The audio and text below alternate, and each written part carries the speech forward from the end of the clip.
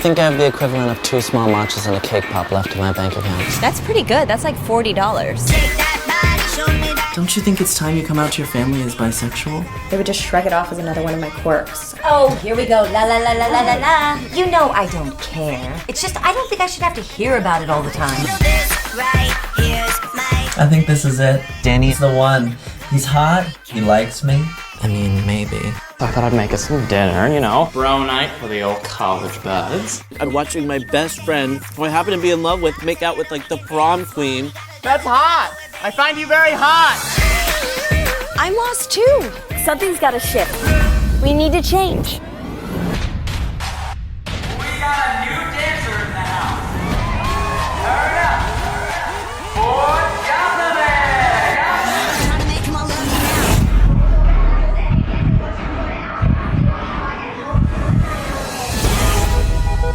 I really did like your moves. I really like your eyes. Which ones?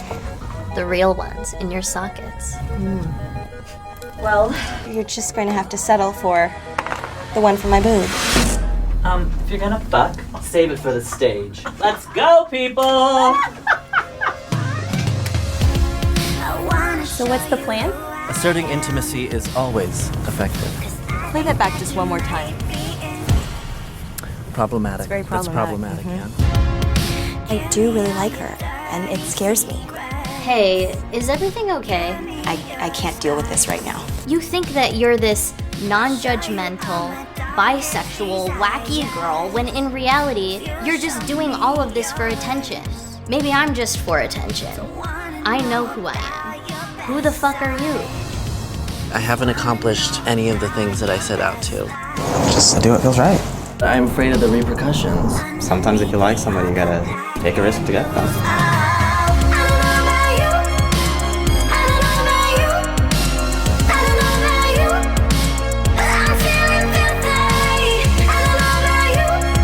You are not a character in an 80s movie. You are real. You are it. You're defiant, you're cool. You are groundbreaking. Stop. No, you are my best friend. And I fucking love you.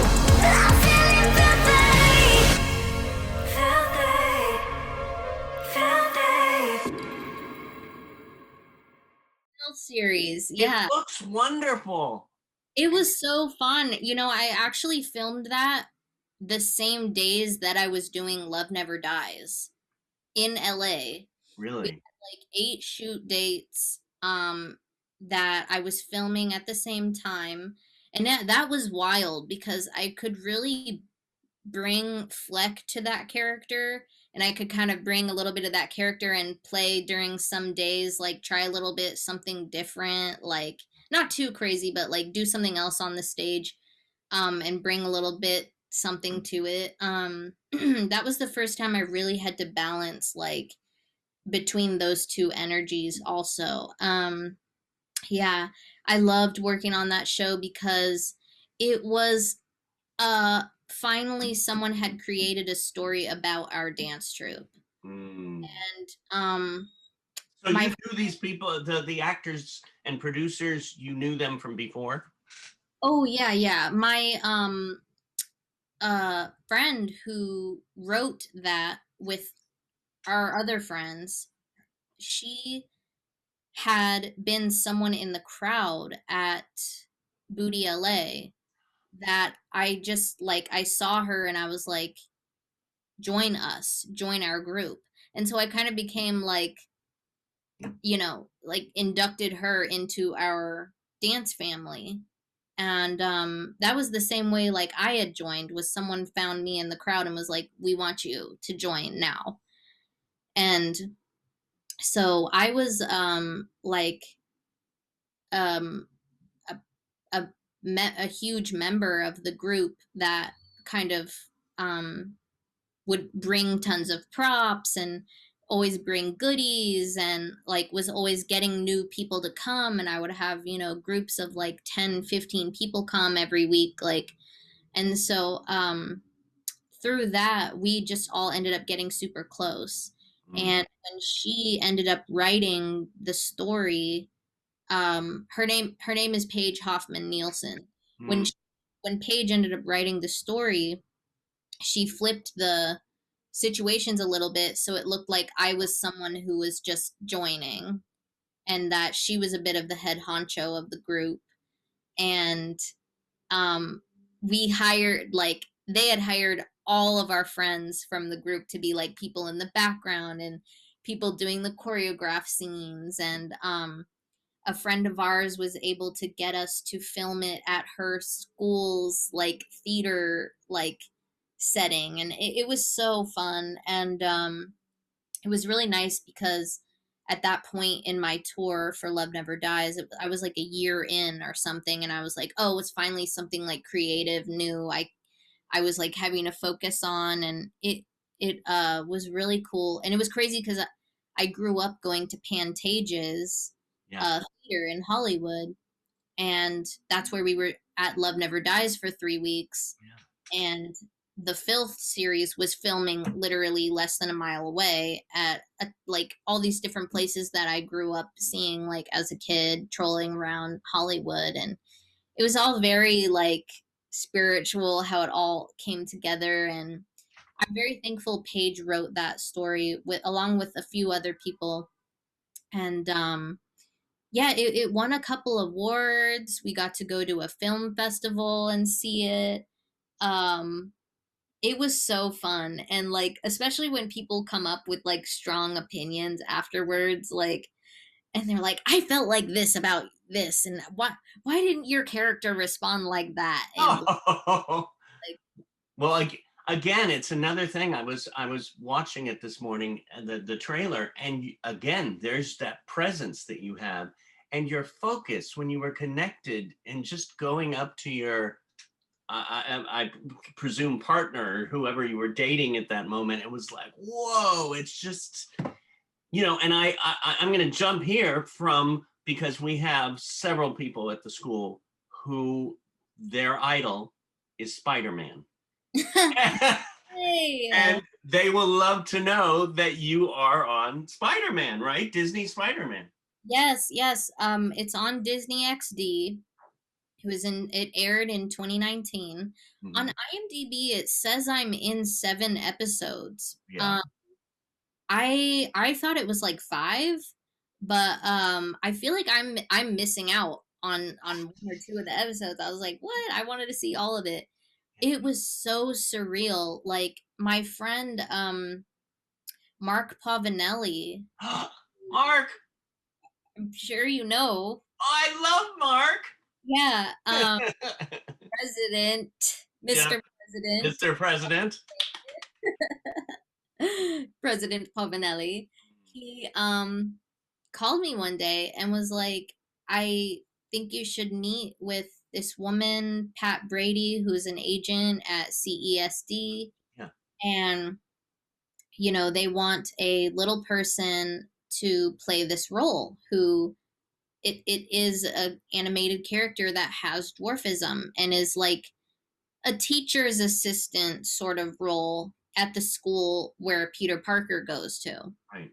And so I showed up at the agency, and Pat and I just like hit it off right away, and we're talking a lot. And then as I was sitting there, she was just like, why don't you just come in and do the audition right now? And I was like, I haven't read any of it or anything. She's like, you're fine. I was like, all right. I had maybe done 1 voice audition ever before that. Yeah. And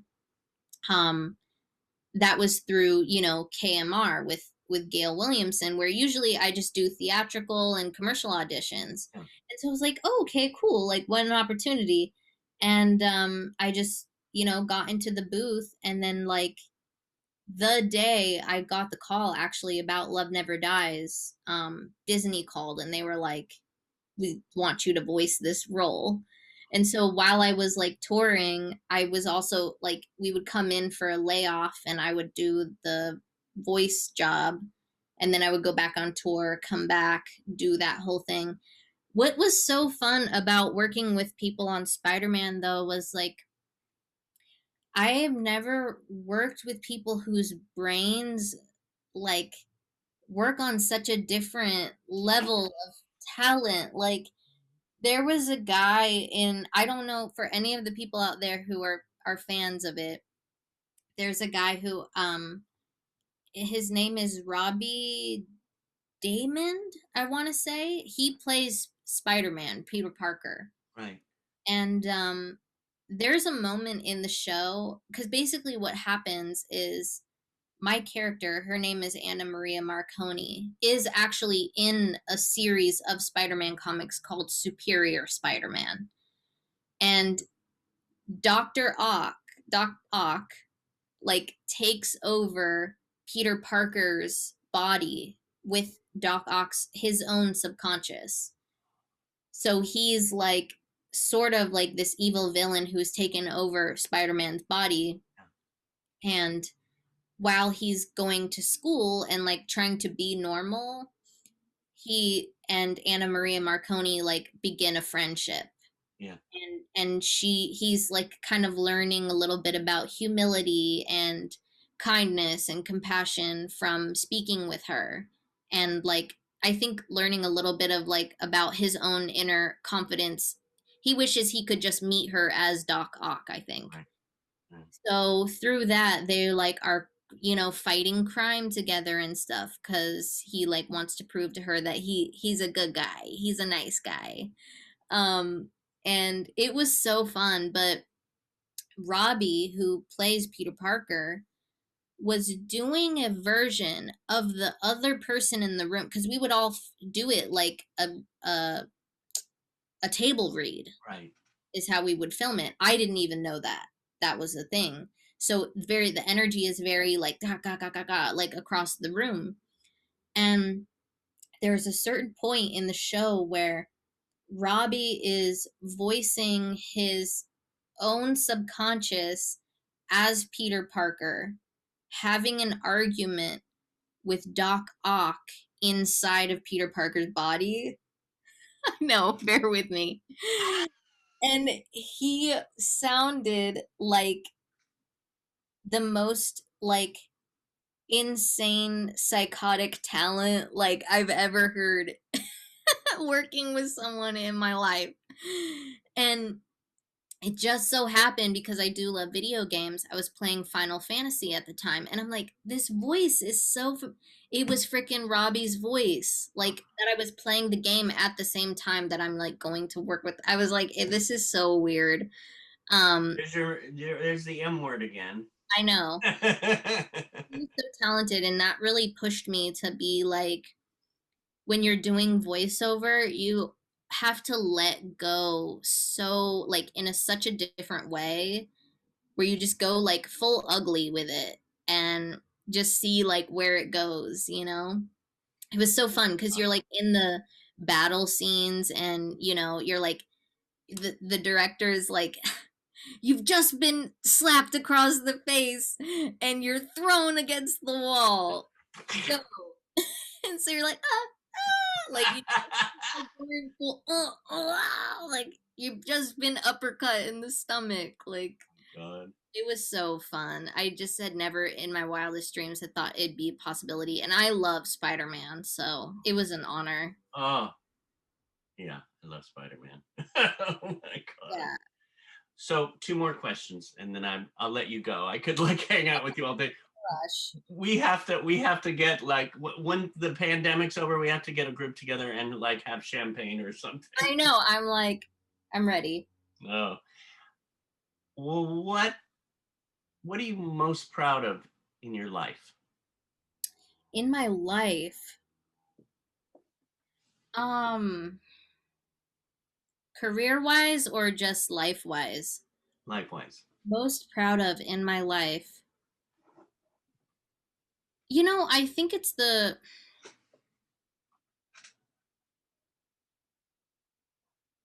relationships I try to maintain with people, and the I think I grew up putting so much emphasis on worrying about like dwarfism and am I going to be independent enough, and those kinds of things. And I was really lucky because my parents who met actually here in Los Angeles, acting, like they instilled a lot of confidence in me. And um not like, not ego confidence, but like, just don't try hard for the things you want and the things you love. Don't try hard for those people who are going to try and put you down or take power from you, or those kinds of things. We're a very prideful family. And I think because of that, by the time I left middle school, I kind of just realized, like, you got to work hard for the people that you love too. Oh, literally, as I said that, my best friend called. Aw, I love that. Love her. My circus bae. Oh. She, yeah, exactly that reason. It's like, during this pandemic, it's taught me so much that the relationships that I've been able to maintain, and even through all of this distance, like not being able to see them. And I'm someone who's like very introverted when I come home, and I go out into the world to get as much energy as I can. Not like energy vampire, but like inspirational energy. Like, okay, this person, yes, goals, achieving, we're pushing each other, we're dancing together, we're eating meals together, we're seeing the world, we're going on vacations together, like that kind of energy. People who are down for the cause, down for the ride, down to support. And I've been really lucky because a lot of my closest friends I've had for 10, 15 years, and a lot of them were born and raised also in LA. Some of them all over the country, and I just understand them because I too have family who are from the Midwest, and I lived a short amount of time in Oklahoma, like for 6th grade. And so I just, on all the roads, like I've traveled, even on tour, like the friendships that I was able to maintain and keep in touch with, months, years can go by, and we can pick up the phone and talk as if no time has passed. And I think I'm really like, if that has anything to do with your question, you said how something I'm proud of in my life, most proud of. Yeah, I think it's just that That's I've, great.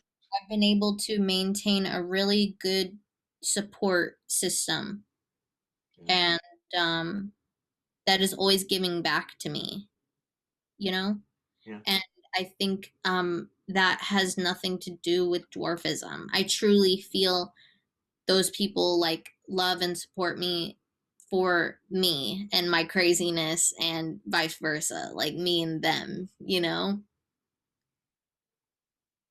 Well, it seems too, like you mentioned your mother and father. It seems like you have an amazing family and they're amazing. So Yeah, they're super sweet and crazy. uh, we just have so much fun when we're together.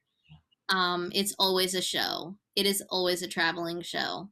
And I'm very, very close to my mom, and she's always supported me and my jobs. And if I'm having like a nervous breakdown about something that, it would seem trivial, like she's always going to reassure me that it everything happens for a reason. And she'll bust the tarot cards out if Ah, really lost, and give me like a reading to like reground me, or like, we're always having fun and trying to create ritual. And because everything about our lives is super unconventional.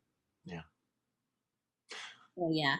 What do you want the most at this moment in your life?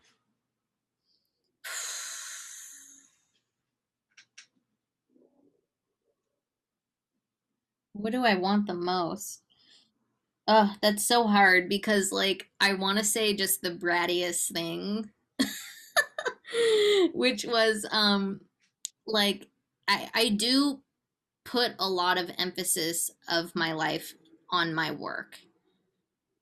And to some people that's like, okay, well, what does being Chucky do like for you in your life, like spiritually or some kind of stunt job or something.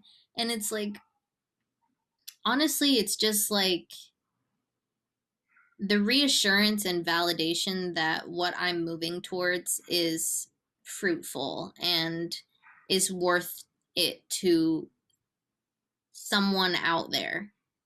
And at the beginning of the pandemic, I was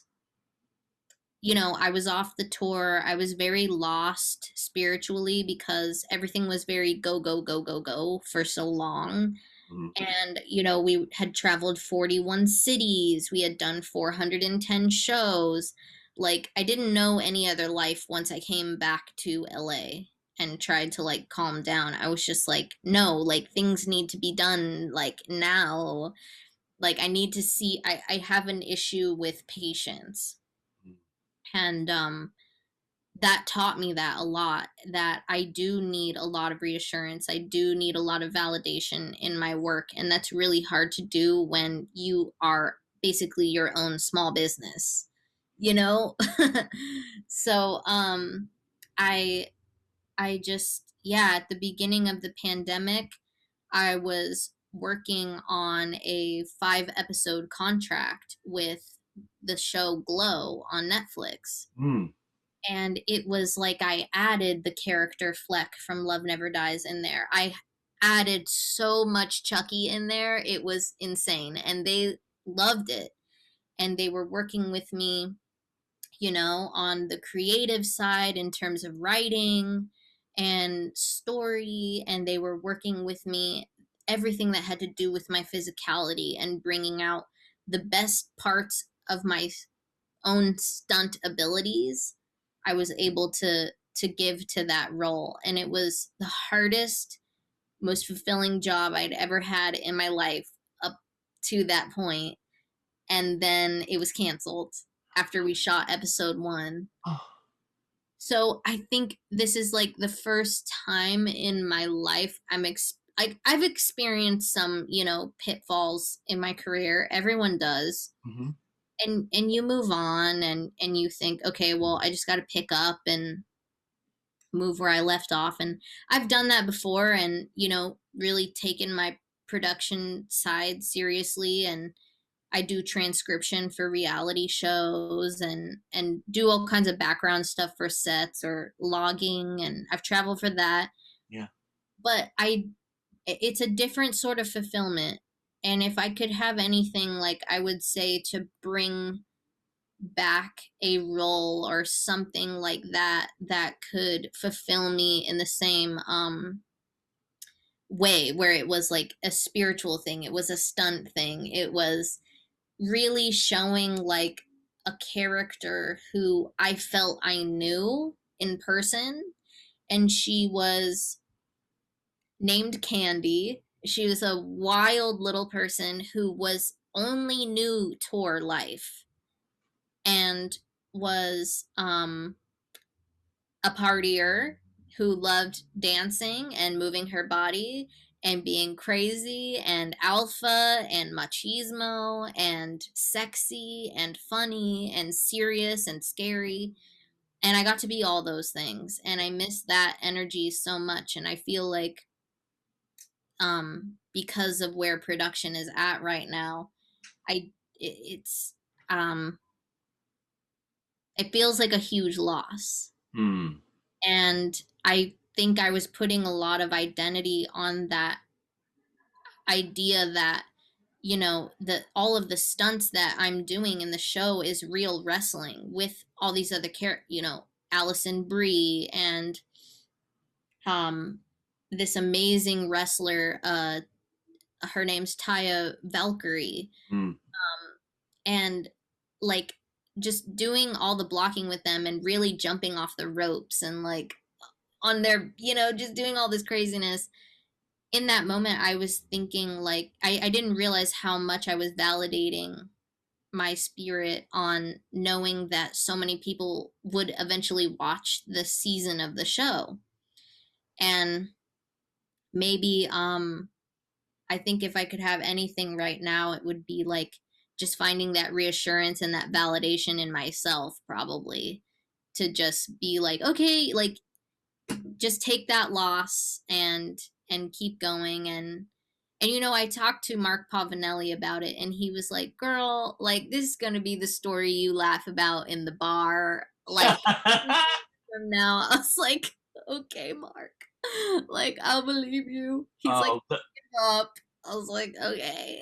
but the way you've been going and the way it flows, you're just at a pit stop here. I Because think so. once this pandemic's over, like Mark said, because you're going to go right back into it. You're going to fly, and I hope. you're going to use all those, the Chucky, the Fleck, like you said, everything's going to come together in even a more magnificent role. I'm trying to stay positive about it and look at it that way. I've made some amazing connections during the pandemic. I've really gotten updated on all of my technology and figuring it all out, and invested in a lot of time to learn streaming, which I think a lot of our pop culture that I follow anyway is moving in that direction. Yeah. And I get a lot of my news and resources from streaming services. And so I've gotten really involved with Twitch, and I signed with a new voice agency, and my agency with Gail Williamson has never slowed down. I probably had more auditions than any year, like, in the past couple of years. I had so many in 2020. It was wild. And to see where the energy of the world is going in terms of media and, like, inclusion, Yeah. And diversity, it makes me really hopeful and excited to see all these different projects coming out. And I signed on to do a movie about a little person who is basically inspired off of the Munchkins in Wizard of Oz, who were, underpaid, Yeah. and exploited for their bodies, and how some of them felt that way and they left the industry in terms of on camera altogether. Others, they traveled until the day they died riding that, autograph train, and Wizard of Oz, like, just living the life. And what I loved about that character on Glow was that she was very much like caught between those two worlds. Like, she wanted to be seen seriously, but then, like, a little bit of what her work is not serious at all. So I feel like with this new role, it's actually good that I've been in quarantine all this time and have a lot of time to, like, reflect and seem a little bit more emo. And I'm hoping that as I'm, like, studying for this role, it's gonna help. And the movie is called Seeing Deanne Arbus, and it's about the photographer Deanne Arbus, who was popular in the 1950s and 60s for her images of freak show eras at the time, and people who are living, like, on the fringes of society, getting visceral reactions out of them. And I've always been a fan of her work since I was in college and learned about her. And so I was like, I can't turn this down. Like, this sounds so much fun. And yeah, the character is supposed to be a projectionist. So we'll see. It's definitely something I've never done, very more serious role. And I'm excited to see what happens.